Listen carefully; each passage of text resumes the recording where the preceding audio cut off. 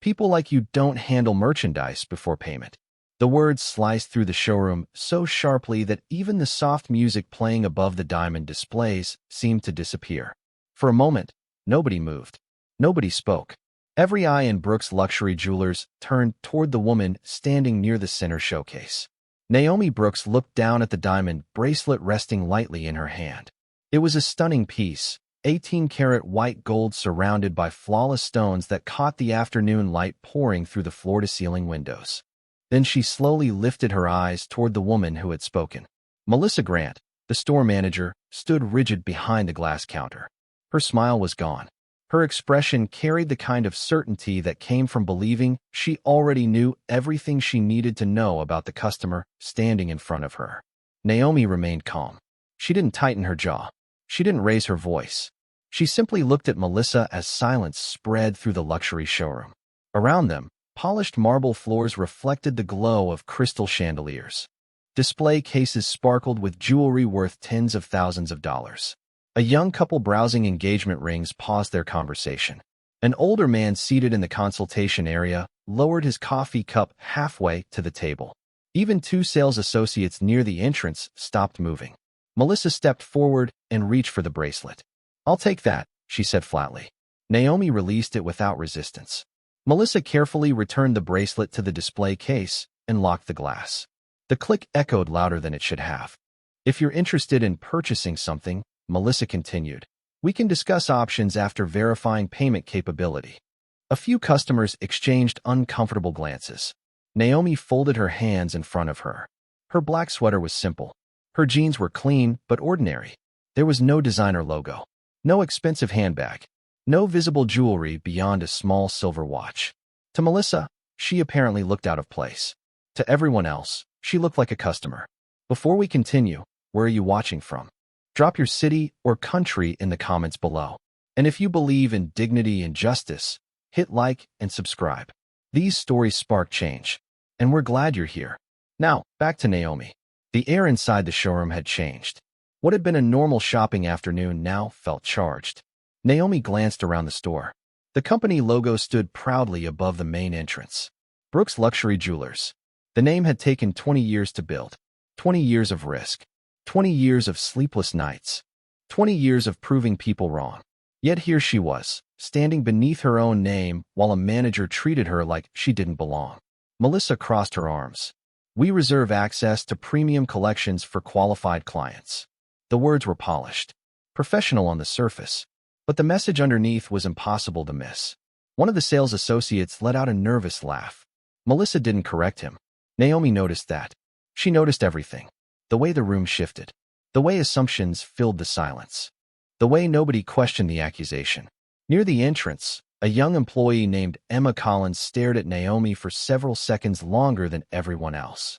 Something about the customer seemed familiar. Emma couldn't place it. Not yet. But a feeling settled into the pit of her stomach. Something wasn't right. Meanwhile, Melissa pointed discreetly toward the front door. Perhaps another jewelry store would be a better fit. And just like that, the line had been crossed.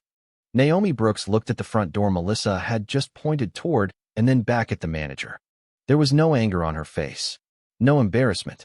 No urgency to explain herself. If anything, she looked unusually calm, and that calmness unsettled more than one person in the showroom. Most customers who were treated that way either left immediately or demanded to speak to someone higher up. Naomi didn't either. She simply smiled faintly and took a slow step away from the display case. The movement seemed insignificant, yet it shifted the room's attention right back to her. Melissa frowned. The reaction she expected never came. Naomi was supposed to be offended. She was supposed to argue. Instead, she walked toward another section of the store, her eyes moving across the displays as though she were examining every detail. In truth, she was. Every showcase, every employee interaction, every expression, every assumption. That was why she had come. 3 weeks earlier, several complaints had landed on her desk at corporate headquarters. None of them mentioned race directly. None of them used dramatic language. Yet they all carried the same message. Customers felt judged before they were served. Some claimed they had been ignored. Others said they had been discouraged from viewing premium collections. One complaint came from a retired school principal. Another came from a physician. A third came from a woman celebrating her 40th wedding anniversary. Different backgrounds, different cities. Same pattern. Naomi had read every report herself. Then she made a decision. She would visit stores unannounced. No executive team. No security. No advance warning. No luxury car waiting outside. She wanted to see what happened when nobody recognized her. That was why she stood in the showroom now, wearing a simple black sweater, dark jeans, and comfortable shoes. She carried no designer handbag. She wore no diamonds. The owner of one of the fastest-growing luxury jewelry brands in America looked exactly like someone Melissa Grant believed did not belong there. Across the room, a wealthy-looking couple entered through the front doors. The timing could not have been more revealing. Before they had even reached the center of the showroom, Melissa's expression transformed. Her posture straightened. Her smile returned instantly. One of the sales associates hurried forward with bottled water and a warm greeting. "Welcome to Brooks Luxury Jewelers. How may we assist you today?" The contrast was impossible to miss. Naomi noticed it. So did several customers nearby. The older man from the consultation area slowly lowered his newspaper. Emma Collins noticed it too. The young employee stood near a computer terminal pretending to organize inventory records, but her attention remained fixed on Naomi. There was something familiar about the woman. Emma could not explain it. She had seen that face somewhere before. Maybe during orientation. Maybe in a company presentation. The memory sat just beyond reach. Meanwhile, Naomi stopped beside another display case and examined a necklace valued at nearly $30,000. She did not touch it. She simply looked. Melissa approached again, her heels clicking sharply against the marble floor. "Ma'am," she said, her voice carefully controlled. "I think I already explained that our premium collections are reserved for qualified clients." Naomi turned toward her. Her eyes remained steady. "And how exactly do you determine who qualifies?" The question hung in the air. Melissa opened her mouth to answer, but for the first time that afternoon, the certainty in her expression wavered. Melissa recovered quickly. The hesitation lasted less than a second before her professional smile returned. "Experience," she replied. "We have procedures that help us identify serious buyers." Naomi nodded slowly, as if considering the answer. Interesting. That single word seemed to irritate Melissa more than an argument would have. Across the showroom, the newly arrived couple was now seated in a private consultation area. Crystal glasses of sparkling water had appeared within minutes.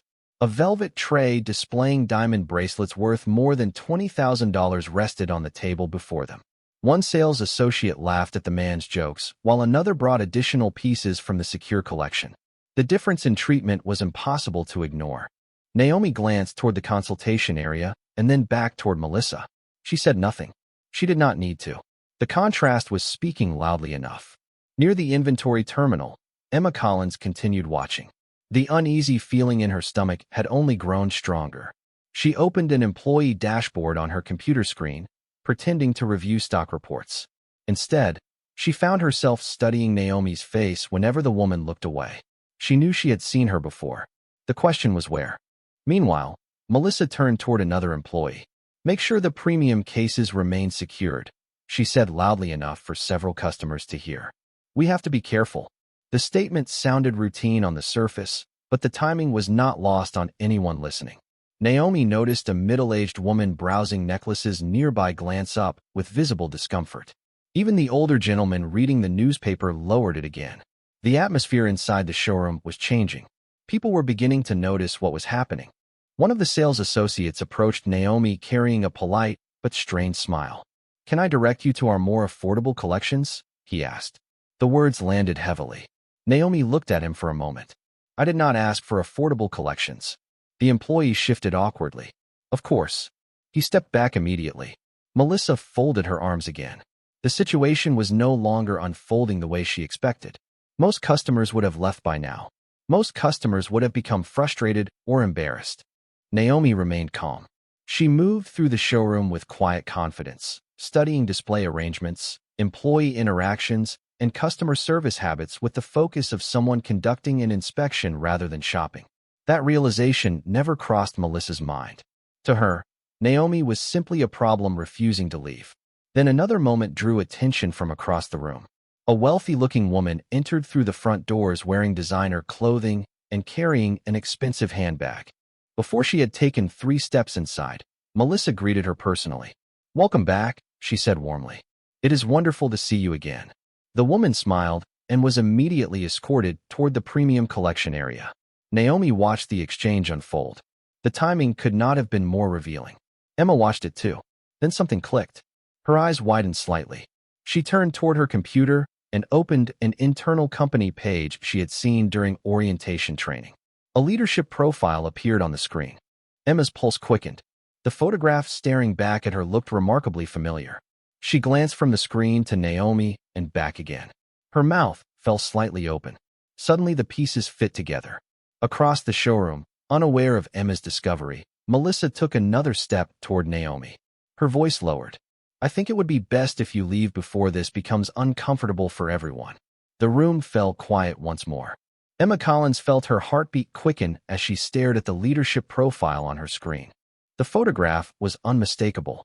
Naomi Brooks, founder, chief executive officer, owner. Emma looked up again. Across the showroom, Naomi stood exactly where she had been moments earlier, calm and composed while Melissa continued speaking to her as though she were an inconvenience. Emma's stomach dropped. She remembered the orientation video from her first week. She remembered the company values presentation.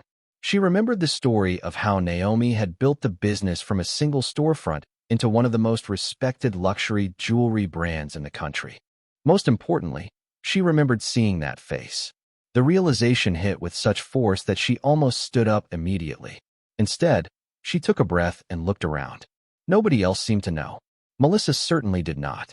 The manager was still speaking with growing confidence. "I am trying to handle this professionally," she said. "But you are disrupting the experience of our customers." Naomi's expression never changed. "By standing here?" she asked quietly. Melissa hesitated. The question exposed the weakness in her argument. Before she could respond, Emma stepped away from her terminal and slowly approached. Every instinct told her she should say something. Yet she also knew Melissa's reputation. Employees who challenged her rarely enjoyed the experience. Still, what she was witnessing felt wrong. "Melissa," Emma said carefully. The manager turned immediately. The irritation on her face appeared before she even spoke. "What is it?" Emma glanced toward Naomi and then back toward her manager. "I think there may be some confusion." Melissa's eyes narrowed. "There is no confusion." Emma swallowed. "Maybe we should verify a few things before asking anyone to leave." For a moment, silence settled over the showroom again. Several customers were openly watching now. The older gentleman had completely abandoned his newspaper. The middle-aged woman near the necklace displays remained frozen in place. Even the wealthy couple in the consultation area seemed distracted by the growing tension. Melissa stepped closer to Emma. Her smile disappeared entirely. "I did not ask for your opinion." The words landed hard enough that 2 nearby employees immediately looked away. Emma felt heat rise into her face. Still, she held her ground. "I am only saying we should be certain." Melissa lowered her voice. "Return to your station." Emma did not move. The atmosphere felt heavier than before. Something larger than a customer dispute was unfolding. Naomi watched the exchange carefully, but said nothing. She had seen moments like this throughout her career. The first person willing to speak often carried the greatest risk. Emma finally looked directly at Naomi. Their eyes met for the first time. Naomi offered a small nod. It was subtle, almost invisible, yet it carried a message. Emma felt it immediately. Then Melissa spoke again. "Enough." Her voice echoed through the showroom. "I am done debating this." She turned toward Naomi. "You need to leave now." The certainty had returned to her posture, but beneath it sat something new. Pressure. Because the room was no longer accepting her version of events without question. And for the first time all afternoon, Melissa Grant was beginning to lose control of the audience around her. Naomi Brooks did not move. She stood beneath the bright showroom lights as if she were anchored to the polished marble floor itself. Around her, conversations had stopped completely. The luxury showroom no longer felt like a place where jewelry was sold. It felt like a room waiting for a verdict. Melissa Grant folded her arms tighter. "I am not going to ask again," she said. "You need to leave." Naomi looked at her calmly. "And if I choose to stay?" The question landed like a stone dropped into still water. Melissa glanced toward the front entrance where a store security associate had just appeared after receiving a message from another employee. He was not aggressive. He simply looked confused, stepping into a situation he clearly did not understand. "Sir," Melissa called. "Please come over here." Several customers exchanged uneasy looks.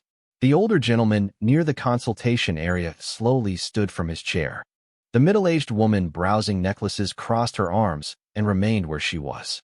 Nobody seemed comfortable with what was unfolding. The security associate approached. "Is there a problem?" he asked. Melissa pointed toward Naomi. "This customer has been asked to leave repeatedly." Naomi noticed the careful wording. Not once had Melissa explained what rule had been broken. Not once had she identified any actual misconduct. The accusation existed without evidence, floating in the air simply because Melissa wanted it to. Emma Collins felt her pulse racing. She knew exactly who Naomi was. The truth sat on her computer screen less than 20 feet away. Yet she also knew what would happen if she challenged Melissa directly in front of everyone. Her manager had spent years building authority inside this store. Emma had been there less than 12 months. Across the showroom, Naomi's gaze briefly passed over Emma. She could see the conflict on the young employee's face. Fear, uncertainty, conscience. Naomi knew that expression too well. 23 years earlier, she had worn it herself. Suddenly, a memory surfaced.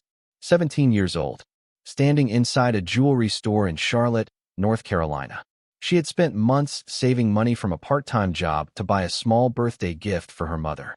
She remembered the sales associate who followed her through every aisle. She remembered the suspicious glances.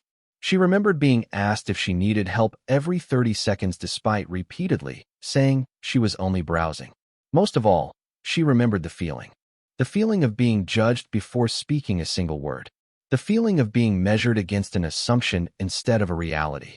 That memory never truly disappeared. It simply became fuel. Fuel for every business plan, every investment, every long night building a company that eventually carried her name. Back in the showroom, the security associate shifted uncomfortably. "Ma'am," he said carefully, "is there a reason you do not want to leave?" Naomi looked directly at him. "I am waiting to see how this ends." The answer confused him even more. Melissa shook her head. "This is ridiculous." Then she turned toward the customers watching nearby. "We are simply protecting our merchandise." The statement drew several visible reactions. One customer frowned. Another quietly shook his head. The explanation sounded weaker each time it was repeated. Emma could feel the room changing. People were no longer questioning Naomi. They were beginning to question Melissa. And for the first time all afternoon, the manager seemed to realize it. The showroom felt smaller now. Not because anyone had moved, but because every conversation had collapsed into silence. All attention remained fixed on the same place. Naomi Brooks stood near the premium collection displays while Melissa Grant struggled to maintain authority that seemed to slip further away with every passing minute. The security associate remained uncertain. He had expected a straightforward situation. Instead, he found himself standing in the middle of a conflict that made less sense the longer he observed it. Naomi reached into her pocket and removed her phone. The motion immediately caught Melissa's attention. "Who are you calling?" she demanded. Naomi glanced at the screen. "Nobody you need to worry about." Then she typed a brief message. 8 simple words. "Initiate owner audit. Store location 7. She pressed send and slipped the phone back into her pocket. That was all. No speech. No threats. No dramatic announcement. Yet hundreds of miles away inside corporate headquarters, systems immediately came alive. Notifications appeared on screens. Internal compliance teams received alerts. Human resources received alerts. Regional operations received alerts. A protocol rarely used had just been activated.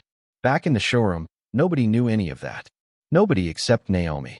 Melissa folded her arms. "This is exactly what I expected." Naomi raised an eyebrow. "What did you expect? Someone creating a scene after being told no?" Several customers visibly reacted to the comment. The older gentleman near the consultation area shook his head. One woman quietly whispered something to her husband. Even the wealthy couple who had been receiving premium service seemed uncomfortable now. Naomi looked around the room. "Interesting," she said softly, "because I have not raised my voice once." Melissa had no response ready for that. The truth hung in the air between them. Every accusation she had made depended on a version of events that nobody else had actually witnessed. Emma Collins stood frozen near her terminal. Her discovery continued weighing heavily on her mind. She knew exactly what was happening now. Naomi was not reacting because she did not need to. She was watching, measuring, recording, evaluating. The realization made Emma even more nervous. Then Naomi's phone vibrated. A single message appeared. Audit confirmed. Monitoring active. Naomi read it and calmly placed the device back into her pocket. The storm had begun moving, even though nobody in the showroom could see it yet. Melissa noticed the message but misunderstood its meaning entirely. "You really think a text message is going to help you?" she asked. Naomi met her eyes. "No, I think the truth will." The answer unsettled Melissa more than she wanted to admit. For the first time all afternoon, uncertainty flashed across her face. It vanished quickly, but several people saw it. The customers saw it. Emma saw it. Even the security associate saw it. Because something had changed. The balance inside the room was shifting. Melissa still held the title of manager. She still believed she controlled the situation. But authority built on assumptions is fragile. Naomi knew that. She had spent 20 years watching it collapse. The showroom lights reflected across rows of diamonds and polished glass, while the silence grew heavier. Then another notification appeared on Naomi's phone. Regional director en route. Estimated arrival 4 minutes. Naomi read the message and smiled faintly. 4 minutes. That was all. Across the room, Melissa noticed the smile and felt an unfamiliar sensation settle into her chest. Worry. Because for the first time since this encounter began, she was no longer certain she was the one in control. 4 minutes passed faster than anyone expected. The silence inside the showroom had become its own presence, lingering between every display case and every uneasy glance. Melissa Grant checked the time on her watch twice. Each second seemed to sharpen the tension. Naomi Brooks remained exactly where she was, calm and unshaken. She looked less like a customer waiting for service and more like someone waiting for confirmation. Then the front doors opened. A man in a tailored navy suit entered with purpose. His pace was quick but controlled. Several employees immediately recognized him. Richard Lawson, regional director for Brooks Luxury Jewelers. Melissa's eyes widened. She had not expected anyone from corporate, certainly not someone at his level. Richard moved through the showroom without stopping. His attention locked onto Naomi the moment he saw her. The room seemed to hold its breath. Melissa forced a smile and stepped forward. "Richard, what a surprise. We were just dealing with a customer issue." Richard did not answer. He continued walking until he stood directly in front of Naomi. Then something happened that changed the atmosphere instantly. He straightened his posture and extended his hand respectfully. "Good afternoon, Ms. Brooks," he said. "I apologize for the delay." The showroom froze. Every conversation died. Every movement stopped. Melissa looked as though the floor had vanished beneath her feet. One sales associate nearly dropped a display tray. The security associate blinked repeatedly as if he had misheard what was said. Emma Collins closed her eyes briefly. The truth she had discovered was finally standing in the open. Naomi shook Richard's hand. "Thank you for coming, Richard." His voice remained professional. "The audit team is already reviewing everything." Melissa stared at Naomi. Her mouth opened slightly, but no words emerged. The realization spread across her face in slow motion. Confusion first, then disbelief, then fear. The older gentleman near the consultation area lowered his newspaper completely and whispered, "She owns the company." The words rippled through the room. Customers exchanged stunned looks. Employees glanced at one another. Suddenly, every interaction from the past 20 minutes looked different. Naomi turned toward Melissa. Her expression remained calm. There was no anger in her eyes. No triumph. Only certainty. "You asked me to leave," she said quietly. Nobody interrupted. Nobody even breathed loudly. Naomi continued. "You denied service to the woman who built this company from the ground up." Melissa's face lost color. Richard remained silent beside her. The statement did not need support. The truth carried enough weight on its own. Naomi took a slow step forward. "You decided who belonged here before you knew who I was."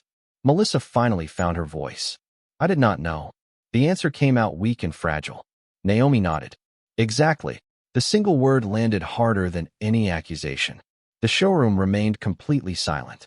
Naomi looked around at the employees, the customers, the security associate, and finally back at Melissa. "The problem is not that you did not recognize me," she said. "The problem is how you treated someone you believed did not matter." No one argued. No one disagreed. because everyone in that room had witnessed it unfold with their own eyes. And at that moment, the balance of power shifted completely. The reveal was over. The consequences were about to begin. The silence that followed felt heavier than anything that had happened before. Melissa Grant stood frozen beside the display cases that only minutes earlier she had used to measure who belonged and who did not. Now every eye in the showroom was fixed on her. Richard Lawson's phone vibrated. He glanced down briefly before looking back at Naomi. "The preliminary audit results are already coming in," he said. The speed alone sent another wave of tension through the room. Naomi nodded. "Read them." Richard opened the report. His expression grew more serious with each line. Over the last 18 months, this location received 11 formal customer complaints involving selective service practices. Several employees looked at one another in surprise. Richard continued. 9 of those complaints were marked resolved without documented investigation. Melissa swallowed hard. Naomi remained silent. The regional director looked up. 4 complaints specifically referenced customers being discouraged from viewing premium inventory despite requesting assistance. The wealthy couple seated in the consultation area exchanged uncomfortable glances. Suddenly, they understood they had witnessed something far larger than a single incident. Richard continued reading. 3 former employees reported concerns regarding inconsistent customer treatment standards. Emma Collins felt her heart pounding. She had never heard any of this before. The information had never reached store-level staff. Melissa shook her head. There has to be some mistake. Her voice sounded smaller now. Richard looked directly at her. The records came from the company's own system. There was nowhere left for the blame to go. Around the showroom, employees who had quietly followed Melissa's lead all afternoon began realizing how exposed they were. One sales associate lowered his eyes. Another stepped backward from the display area, as though distance might somehow separate him from what had happened. Naomi finally spoke. "A luxury brand survives because people trust it." Her voice remained calm. "The moment customers believe they are being judged instead of served, that trust begins to disappear." Nobody argued. Nobody could. The evidence was no longer hidden behind assumptions or explanations. It existed in reports, complaints, and records stretching back months. Richard's phone vibrated again. He read another message. Then he looked at Naomi. "Human Resources has completed its recommendation." Melissa's face tightened. Naomi gave a small nod. "Proceed." Richard took a breath. Effective immediately, Melissa Grant is terminated from her position as store manager pending final review. The words landed with complete finality. No shouting followed. No dramatic confrontation. Just a simple statement that changed everything. Melissa stared at him. "You cannot be serious." Richard held her gaze. "The decision has already been approved." At nearly the same moment, Melissa's company tablet emitted a soft notification tone. Her access credentials had been suspended. The device locked automatically. Several employees recognized the screen immediately. The system itself had already acted. A second notification appeared on Richard's phone. He reviewed it carefully. Additional personnel reviews will begin immediately regarding employee conduct during today's incident. The room seemed to shrink. Employees who had laughed, agreed, or remained silent now understood that corporate investigators would examine every detail. Naomi looked around the showroom one final time. The atmosphere had transformed completely. Only 30 minutes earlier, she had been treated as someone who did not belong. Now the entire store stood face to face with the consequences of the assumptions they had chosen to make. And the most difficult part for many of them was realizing that the audit had only just begun. The showroom remained quiet long after the notifications stopped appearing. It was the kind of silence that follows a moment people know they will remember for years. Melissa Grant stood motionless beside the locked tablet that no longer recognized her credentials. Around her, employees avoided eye contact. Customers who had arrived expecting an ordinary shopping experience had witnessed something entirely different. They had watched assumptions collapse in real time. Naomi Brooks slowly walked toward the center of the showroom. No one interrupted her. No one looked away. The diamonds surrounding the room still sparkled beneath the lights, but they no longer seemed like the most valuable thing there. Attention had shifted to something else. Character, integrity, accountability. Richard Lawson stepped aside, allowing Naomi the space to address the room. She looked first at the customers, then at the employees.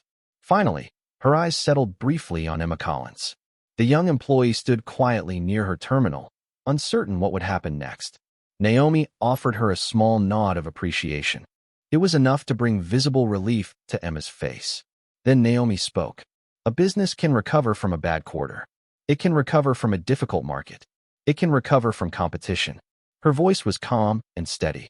What it cannot easily recover from is losing the trust of the people it serves. Nobody moved. The words seemed to settle over the showroom like a final lesson. Naomi continued. Every person who walks through these doors deserves respect before they make a purchase. Not after. Before. Several customers nodded.